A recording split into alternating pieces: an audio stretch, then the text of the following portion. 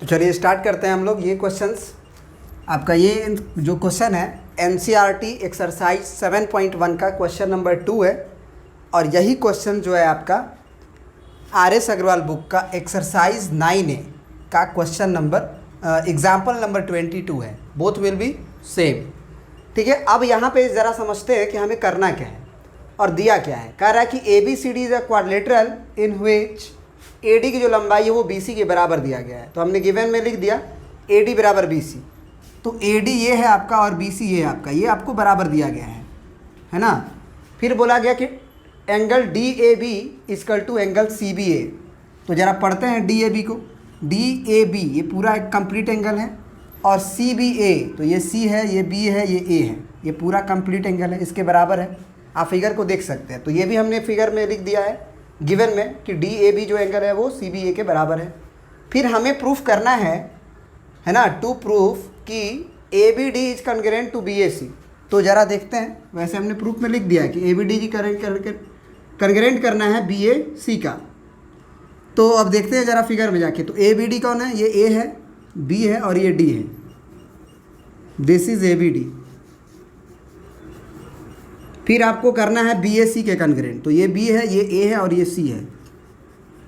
तो आप B A तो कॉमन देख ही रहे हैं, ये कॉन्ग्रुएंट करना है। उसके बाद आपको करना है बी डी बराबर ए सी और ए बी डी एंगल जो है वो बी ए सी के बराबर है। तो सुनो ध्यान से एक बात कि अगर तुम ये जैसे ही प्रूफ करोगे ये अपने आप प्रूफ हो जाएगा सी पी सी टी से। अब कहोगे ये कैसे? तो हम कहेंगे कि सबसे पहले ये देखो कि ये कॉन्ग्रुएंट है तो इसमें ऑर्डर जरूर लिखा गया होगा सही, क्योंकि इन्होंने प्रूफ करने के लिए दिया है। तो अगर ये कॉन्ग्रुएंट दिया है तो ये ऑर्डरिंग सही लिखा गया, मतलब कि ए बी जो होगा वो पक्का बी ए के बराबर होगा, बी डी जो होगा वो पक्का ए सी के बराबर होगा, ए डी की लंबाई पक्का ए सी बी सी के बराबर होगा, एंगल ए एंगल बी के बराबर, एंगल बी एंगल ए के बराबर, एंगल डी एंगल सी के बराबर। तो यहाँ देखो बी डी का लंबाई ए सी के बराबर प्रूफ करना है। तो बी डी सेकेंड लास्ट है और ए सी जो वो यहाँ है तो ये सी पी सी डी से बराबर हो गया। फिर ए बी डी देखो तो ए बी डी बीच वाला एंगल, बी ए सी बीच वाला एंगल, ये भी सी पी सी डी से बराबर। मतलब पूरी जो मेहनत करनी है हमें वो ये पहली नंबर पे करना है। और पहले नंबर में भी हमको हिंट मिल रहा है कि कौन किसके बराबर है। ठीक है ना, हमको ए बी को बी ए के बराबर करना है। तो एक तो तरीका हो गया कि डायरेक्ट आप बनाने लगो। दूसरा तरीका कि आप ट्रायंगल में अगर कंफ्यूज हो रहे हो, जैसे कि हमने ए बी बराबर बी ए लिखने से कोई दिक्कत नहीं है, हम लिख सकते हैं। सबसे पहले तो पहला दूसरा के बराबर। इसका रीजन दे पाओगे तब ना लिख पाओगे। तो हम तो रीजन दे रहे हैं कि ये कॉमन है। ए बी लंबाई बी ए के बराबर, ए बी कहो चाहे बी ए कहो, लंबाई कभी बढ़ेगी घटेगी थोड़ी। फिर अब बी डी की लंबाई ए सी के बराबर कर सकते हो, लिख के देखो, कर सकते हो। तो बिल्कुल देखो ध्यान से, बी डी की जो लंबाई है वो आप ए सी के बराबर नहीं कर सकते हो, नहीं दिया गया है। तो ये हम नहीं लिख सकते हैं। This information can't be written on the board because of it is not given and this is not sufficient relation to give this information। ठीक है, अब यहाँ पे आते हैं हम लोग ए डी की लंबाई पे। तो ए डी को क्या हम बी सी के बराबर लिख सकते हैं? बिल्कुल लिख सकते हैं, क्योंकि हमें दिया गया है ए डी की लंबाई बी सी के बराबर दिया गया है, ये गिवन है। अब दो साइड तो हम लोग बराबर कर चुके हैं। अब ये दो साइड है, ये जो दो साइड है उसके बीच में एंगल कौन बनेगा? ए कॉमन है ना, तो ए पे एंगल बनेगा।